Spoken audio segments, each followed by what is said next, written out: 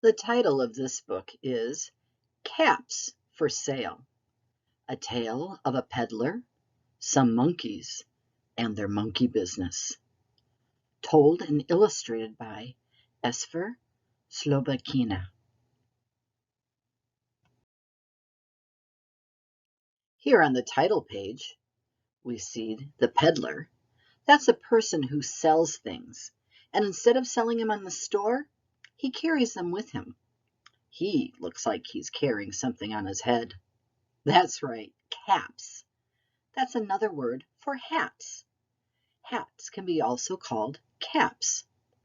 So here's this peddler, a person who sells things that he carries with him, some caps on his head, and we're going to find out about the monkeys and their monkey business. Once there was a peddler who sold caps, but he was not like an ordinary peddler carrying his wares on his back. He carried them on top of his head. First, he had on his own checked cap, then a bunch of gray caps, then a bunch of brown caps, then a bunch of blue caps, and on the very top, a bunch of red caps. He walked up and down the streets, holding himself very straight so as not to upset his caps. And as he went along, he called, "Caps, caps for sale, 50 cents a cap." One morning he couldn't sell any caps. He walked up the street and he walked down the street calling, "Caps, caps for sale, 50 cents a cap." But nobody wanted any caps that morning. Nobody wanted even a red cap. He began to feel very hungry, but he had no money for lunch. "I think I'll go for a walk in the country," said he. And he walked out of town, slowly, slowly, so as not to upset his caps. He walked for a long time until he came to a great big tree. "That's a nice place for a rest," thought he.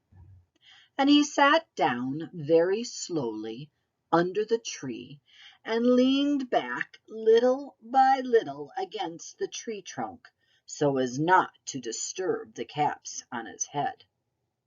Then he put his hand up to feel if they were straight.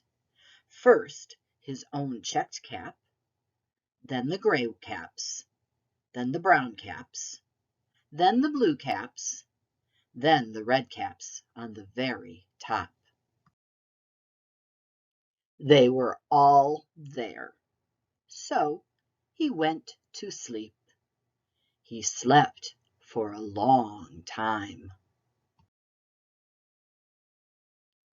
When he woke up, he was refreshed and rested. But before standing up, he felt with his hand to make sure his caps were in the right place. All he felt was his own checked cap. He looked to the right of him.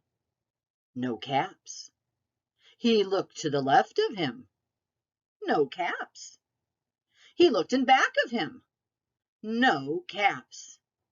He looked behind the tree. No caps. Then he looked up into the tree. And what do you think he saw? On every branch sat a monkey. On every monkey was a gray, or a brown, or a blue, or a red cap. The peddler looked at the monkeys. The monkeys looked at the peddler. He didn't know what to do. Finally, he spoke to them. "You monkeys, you," he said, shaking a finger at them. "You give me back my caps." But the monkeys only shook their fingers back at him and said, "Zeet, zeet, zeet." This made the peddler angry, so he shook both hands at them and said, "You monkeys, you give me back my caps." But the monkeys only shook both their hands back at him and said, "Zit, zit, zit." Now he felt quite angry. He stamped his foot and he said, "You monkeys, you better give me back my caps." But the monkeys only stamped their feet back at him and said, "Zit, zit, zit."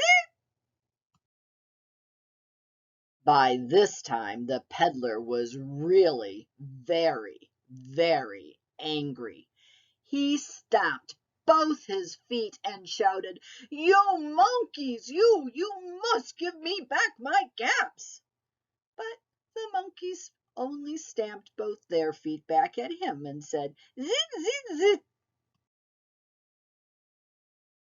At last he became so angry that he pulled off his own cap, threw it on the ground, and began to walk away. But then each monkey pulled off his cap, and all the gray caps, and all the brown caps, and all the blue caps, and all the red caps came flying down out of the tree. So the peddler picked up his caps and put them back on his head. First his own checked cap, then the gray caps, then the brown caps, then the blue caps, then the red caps on the very top. And slowly, slowly, he walked back to town, calling, "Caps, caps for sale, 50 cents a cap." The end. I wonder why that peddler, the man who sells things, carried all his caps on top of his head. I wonder why the monkeys took those caps. And I wonder why the monkeys threw the caps down at the man after he threw his cap down and started to walk away. I wonder if he sold any caps that day. I hope so. That way he'll have enough money to buy some lunch tomorrow.